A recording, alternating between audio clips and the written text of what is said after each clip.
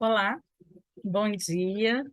Tenhamos todos uma quinta-feira de muita paz, de muita luz, de muita harmonia.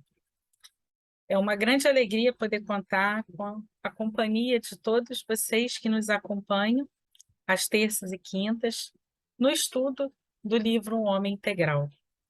Hoje nós estamos entrando na sexta parte do livro.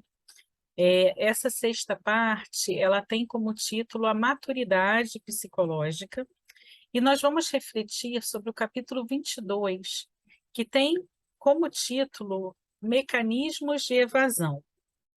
Vamos entender que mecanismos de evasão são estes que Joana se refere. E ela vai iniciar o capítulo justamente falando que a larga infância psicológica das criaturas é um dos mais graves problemas na área do comportamento humano. Quando criança, normalmente se habitua-se a termos as nossas necessidades e os nossos anseios resolvidos imaturamente pelos adultos. Adultos que são nossos pais, nossos educadores, familiares, amigos, ou atendidos pela violência do clã e da sociedade. Muitos de nós nos negamos a crescer, evitando assim as responsabilidades que a vida nos apresenta. Muitos de nós que recebemos tudo na infância, ao recebermos tudo de mão em mãos, assim, de forma fácil, acabamos por dilatar o nosso período infantil, acreditando que a vida não passa de um grande joguete. E aquele estágio egocêntrico, ele permanece. Embora ocorra a mudança da identidade biológica, ainda assim, mentalmente, mantemos, né, a nossa imaturidade naquela faixa infantil. Muitas vezes, aquela criança mimada vai crescendo e acomoda-se a exigir e ter, recusando muitas vezes o esforço bem dirigido na construção de uma personalidade equilibrada, capaz de enfrentar os desafios da vida que vão chegando pouco a pouco. Esse tipo de pessoa acredita-se credora de todos os direitos e acaba por criar mecanismos inconscientes de evasão dos deveres, reagindo a eles pelas mais variadas como ridículas formas de atitude, nas quais demonstra a prevalência do seu período infantil. Daí o título do capítulo, Mecanismos de Evasão. Joana refere-se a esse tipo de mecanismo, né? A evasão dos deveres que muitas vezes vamos tendo de forma inconsciente. Aqueles que muitas vezes, né, vão ter seus anseios atendidos pela violência do clã e da sociedade, o que vai acontecer muitas vezes é que o indivíduo, ao se sentir defraudado pelo que lhe foi oferecido com má vontade e azedume, ou ainda sistematicamente negado, faz com que, desde o período infantil, a criança se transfere de uma para outra faixa etária sem abandonar as sequelas da sua castração, buscando realizar os desejos sufocados, mais vivos quando lhe surge a oportunidade. Em ambos os acontecimentos, tanto naqueles casos em que a criança recebe tudo de mão beijada, ou naqueles casos que até recebe, mas muitas vezes a custas de punição, né, a custas de determinadas situações violentas, o desenvolvimento emocional não vai corresponder ao físico e ao intelectual, que não são afetados pelos fenômenos psicológicos da imaturidade. Excepcionalmente, pode suceder que o alargamento do período infantil por privação dos sentimentos e pelas angústias produza distúrbios na saúde física como na mental, gerando dilacerações profundas, difíceis de serem sanadas. Na generalidade, porém, o que sucede são as apresentações de adulto suscetível, medroso, instável, ciumento, que não superou a crise da infância, nela permanecendo sob conflitos lastimáveis. As figuras domésticas, que são representadas pelo pai e pela mãe, permanecem em atividade emocional, no inconsciente, resolvendo os problemas ou atemorizando o indivíduo, que vai sempre buscar se refugiar em mecanismos desculpistas para não lutar, para se manter distante de tudo quanto possa gerar uma decisão, um envolvimento responsável, um enfrentamento. Fugindo das situações que exigem essa definição, parte para as formulações e comportamentos parasitas, buscando nas pessoas que considera fortes e são elegidas como heróis ou superiores, porquanto tudo o que elas empreendem se apresenta coroado de êxito. Muitas vezes, esses indivíduos não se dão conta da luta que travam, das renúncias e sacrifícios que se impõem. Essa parte acaba não interessando, fica ali ignorada, mascarada.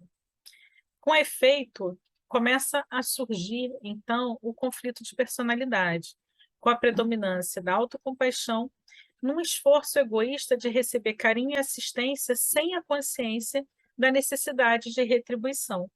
Então, é aquela pessoa que está o tempo todo achando que ninguém liga para mim, ninguém me dá suficiente atenção, ninguém e espera que todos a tratem bem, que todos, mas não retribui.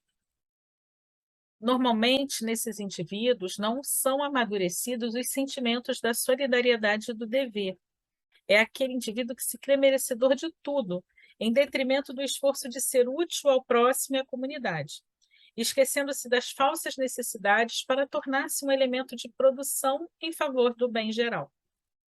Instável emocionalmente, ama como fuga, buscando apoio e transfere para a pessoa querida as responsabilidades e preocupações que lhe são pertinentes, tornando o vínculo afetivo insuportável para o elenco. Outras vezes, a imaturidade psicológica reage pela forma de violência, de agressividade, decorrentes dos caprichos infantis que a vida no relacionamento social não pode atender. Uma peculiar instabilidade emocional vai dominar o indivíduo, que se desloca por evasão psicológica do ambiente das pessoas com quem convive, poupando-se a aflições e somente considerando os próprios problemas, que o comovem ante a frieza que os terroriza quando em relação aos sofrimentos do próximo. O homem nasceu para a autorrealização e faz parte do grupo social no qual se encontra a fim de promovê-lo crescendo com ele. Os problemas devem constituir-lhe meio de desenvolvimento, em razão de serem-lhe estímulos-desafios, sem os quais o tédio se lhe instalaria nos painéis da atividade, desmotivando-o para a luta. Desse modo, são parte integrante da estruturação mental e emocional, responsáveis pelos esforços do próximo e do grupo em conjunto para a sobrevivência de todos. O solitário é prejuízo e dano na economia social, perturbando a coletividade. Fatores que precedem ao berço, presentes na historiografia do homem, decorrentes das suas existências anteriores, situam-no no curso dos renascimentos em lares e junto aos pais de quem necessita, a fim de superar as dívidas, desenvolver os recursos que lhe são inerentes e lhe estão adormecidos, dando campo à fraternidade que deve viger em todos os seus atos. Assim, cumpre-lhe libertar-se da infância psicológica, mediante as terapias competentes que o desalgemam dos condicionamentos perniciosos, ao mesmo tempo trabalhando-lhe à vontade para assumir as responsabilidades que fazem parte de cada período do desenvolvimento físico e intelectual da vida. Partindo de decisões mais simples, o exercício de ações responsáveis, nas quais o insucesso faz parte dos empreendimentos, o homem deve evitar os mecanismos de evasão, assim como as justificativas sem sentido, tais: não tenho culpa, não estou acostumado, nada comigo dá certo, aí ocultando a sua realidade de aprendiz, para evitar as outras tentativas que certamente se farão coroar de êxitos. A experiência do triunfo é lograda através de sucessivos êlos. O acerto nos primeiros tentames não significa a segurança de continuados resultados positivos. Em todas as áreas do comportamento estão presentes a glória e o fracasso, como expressões do mesmo empreendimento. A fixação de qualquer aprendizagem dá-se mediante as tentativas frustradas ou não. Assim, vencer o desafio é esforço que resulta da perseverança, da repetição, sem enfado nem cansaço. Toda fuga psicológica contribui para a manutenção do medo da realidade, não levando a lugar algum. Mediante sua usança, aumentam os receios de luta, complicam-se os mecanismos de subestima pessoal e desconsideração pelos próprios valores. O homem, no entanto, possui recursos inesgotáveis que estão ao alcance do esforço pessoal. Aquele que se demora somente na contemplação do que deve fazer, porém, não se anima a realizá-lo. Perde excelente oportunidade de desvendar-se, desenvolvendo as capacidades adormecidas que o podem brindar com segurança e realização interior. Todo o esforço a ser envidado em favor da libertação dos mecanismos de fuga contribui para apressar o equilíbrio emocional, o amadurecimento psicológico, de modo a assumir a sua humanidade, que é a característica definidora do indivíduo, sua memória, seus valores, seus atos, o seu pensamento. A fuga, portanto, consciente ou não, no comportamento psicológico, deve ser abolida, por ser incondizente com a lei do progresso, sob a qual todas as pessoas se encontram submetidas pela fatalidade da evolução. Diante dessa leitura, o que nós percebemos é o convite da benfeitora Joana de Ângeles para que possamos estar despertos e lúcidos diante de nossas existências. Muitas vezes, ao termos todas as nossas necessidades, né, sendo ali supridas por aqueles que nos são colocados como nossos genitores, cuidadores na nossa primeira infância, vamos nos acostumando pouco a pouco a sermos servidos, olvidando da necessidade de também servirmos, de também sermos úteis na sociedade que nos acolhe, da qual somos parte, da qual só iremos crescer se formos capazes de nos sentir parte dessa sociedade. Não como indivíduos que têm seus caprichos todos, né, acolhidos, mas como indivíduos ativos, dinâmicos, capazes de crescerem à medida em que essa sociedade também evolui, buscando entender que são os processos, os desafios ao longo da vida que nos fazem sair da nossa zona de conforto e caminhar e seguir. Estamos aqui numa etapa do nosso desenvolvimento evolutivo, estamos sendo convidados a cada momento a expandir a nossa consciência e despertar o nosso espírito na direção da luz. Mas muitas vezes mascaramos quem somos e preferimos ficar presos a uma realidade emocional imatura que nos coloca como sendo aqueles pobres coitados diante da vida, sofredores.